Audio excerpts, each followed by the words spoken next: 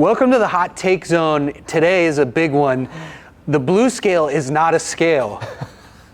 Enrique, defend yourself.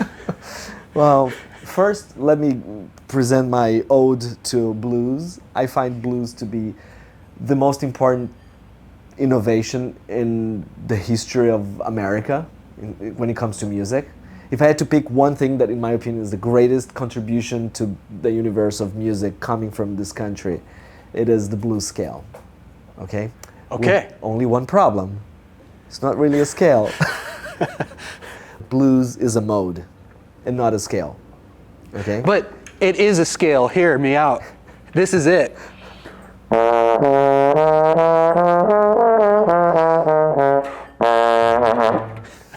Why is that not a scale? A scale is normally a set of notes that are organized in order, okay? So it's basically a collection of notes. A mode is a collection of notes with a humph.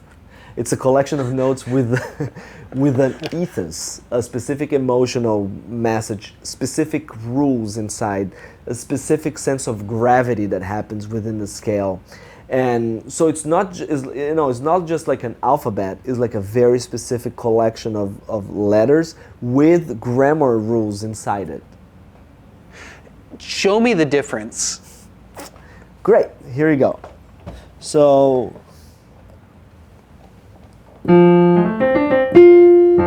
if I play a little blues scale,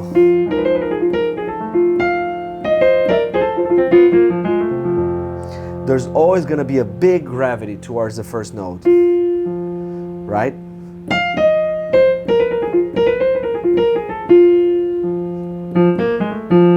So first, gravitational pull. Number two, there's a hierarchy of notes. So certain notes are going to tend to go in certain directions. For example, if you play the blue note, that blue note would either want to go resolve upwards or resolve downwards.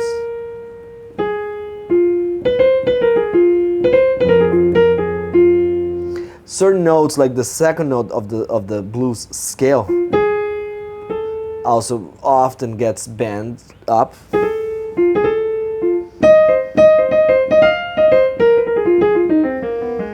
And always there's this descending motion where you feel like whatever you go on the blues scale, you're always going to be pulled back to your first note, to your tonic.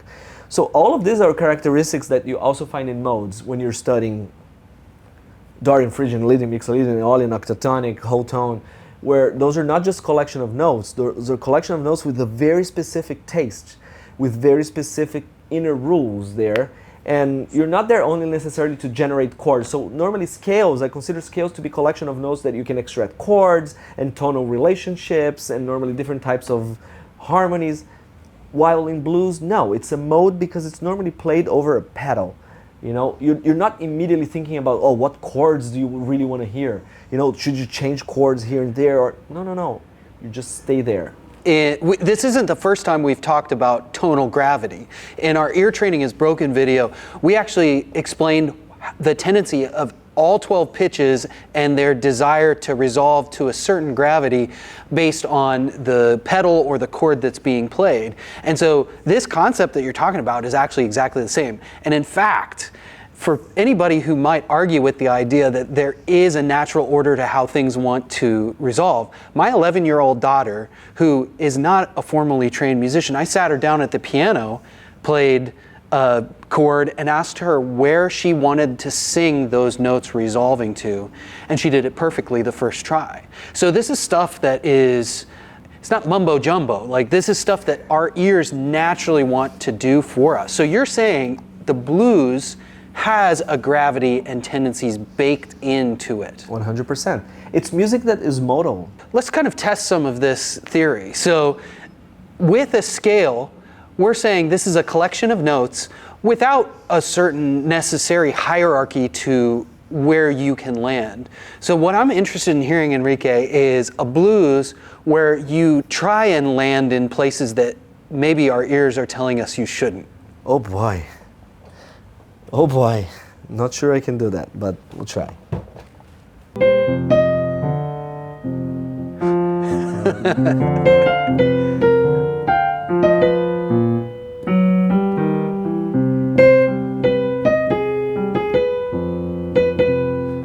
Now we're sounding like Eric Dolphy. You know, the problem is, it's really hard when you tell a musician to like try to play something really bad. You know, it's almost like my inner self is just dying inside my head. Here's what I'm actually getting at. Rip up and down the blues scale, wanting to go to the gravity of the 1. Just do it real quick, okay?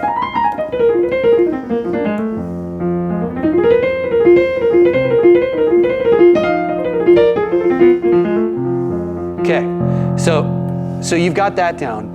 What I'm saying here is rip up and down it and then try to go to like the middle of the blues scale and try and land there every time.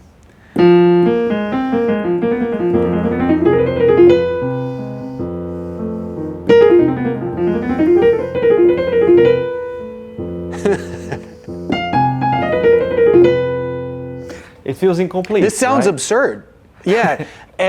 When you are ripping up and down this kind of blues, it sounds totally out of character to land anywhere but this gravity point that you've kind of highlighted for us. Or it feels incomplete. It feels like you haven't finished your journey yet. You know, I state- could finish.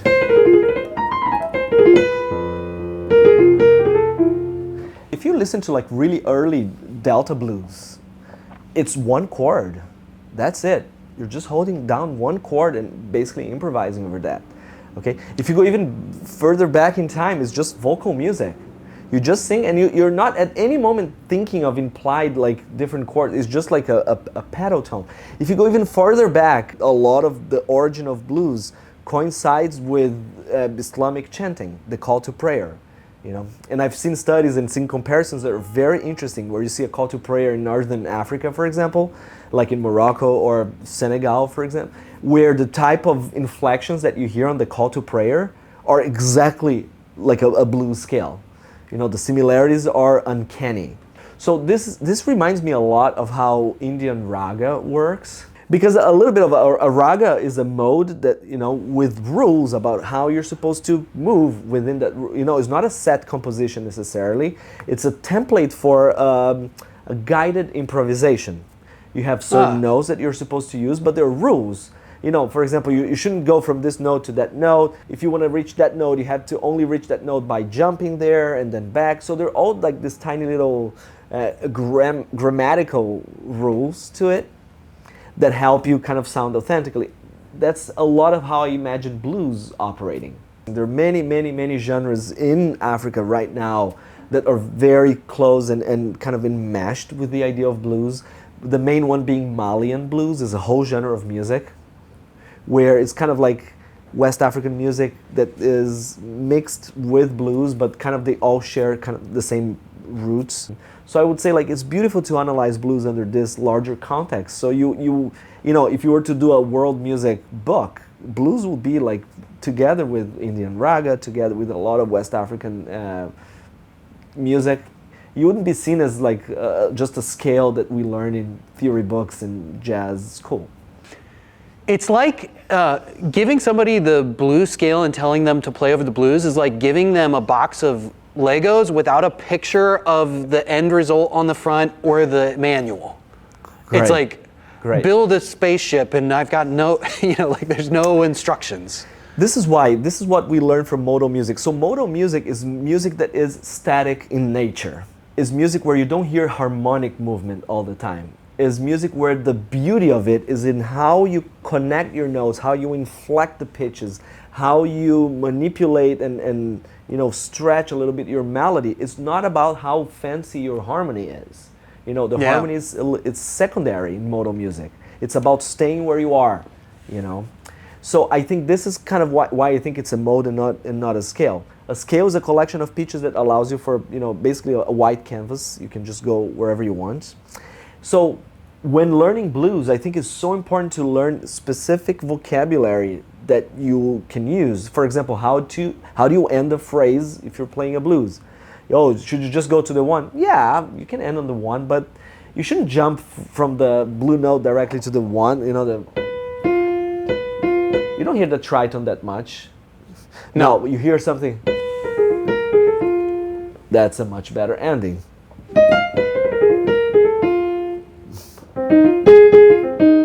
That's another one.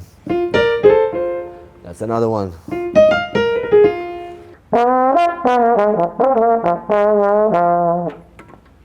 Exactly.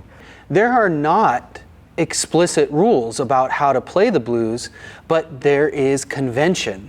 And I think this is something that you talk about a lot when it comes to improvisation, where the convention is actually about the music being used as a language. And there's not a rule manual for playing the blues, but there are generations of musical examples of how to do this and do it in a way that is authentic to the art Common form. practice. So again, like there's a vocabulary. That's why I think like many times when we were starting to learn jazz, I remember being obsessed with avoiding licks.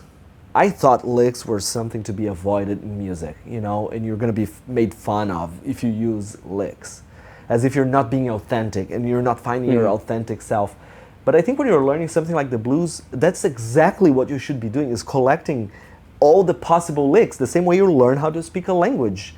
Before you can start writing poetry and neologisms and different types of words, you've got to learn the language.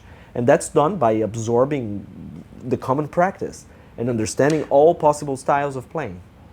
And with blues, just like with the Black American music and jazz tradition, it is really about listening. And so these aren't necessarily rules that are written. They're common practice that is absorbed through experience, and it's experiential learning through listening. Now the problem is we teach a lot of beginning improvisers and intermediate and even advanced improvisers, and I don't know about you, but I've heard my fair share of students just rip up and down this blues scale. This is what I did too. Yeah, rather than playing the blues mode. And what do you suggest? How should we go about actually absorbing this as sort of the mode that it is? Yeah. Number one, let's start calling it blues mode, not blues scale. That's what we're deciding today. Yeah. It is now. Second one would be, you know, when we transcribe music, we are normally spending so much time and energy transcribing pitches. But I would also, you know, encourage students to transcribe the cathartic element of those solos, meaning like the gestures, interpretation, the gestures, you know, not only the pitches. Then I would probably create a little dictionary. I actually do that. I have, you know, about 85 tiny little blues licks that I like using, and that I just transcribed it down. And I tell students, like, in the beginning, just use those. You create your own order, but you know, try to use only these pieces of vocabulary, with the understanding that if you want to end a phrase, you should use one of the enders, one of the closing statements. You know, this way you can kind of create a phrase that makes sense. And by doing that, you can have a student playing like really in the language, in the style of blues, in a very short period of time. So I think a lot of building a blues vocabulary has to do with just internalizing enough language, you know, enough of these licks until the moment that your ears will start giving you the right answers, right? And then you basically be playing it naturally. So basically we're saying that there's no such a thing as a blues scale. It should be called the blues mode. We're saying that you should learn by licks. Those may feel like very unconventional, you know, pieces of information opposed to where traditional jazz pedagogy normally goes to. But I do stand behind. When you think about blues, it's obviously a mode. It makes no sense that we're still using the word scale. You know, so I think from this moment on, like, let's try to flip the vocabulary that we use when addressing blues.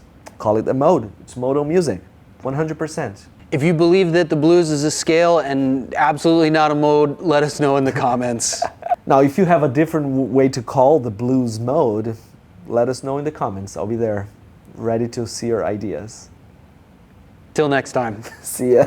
Ciao.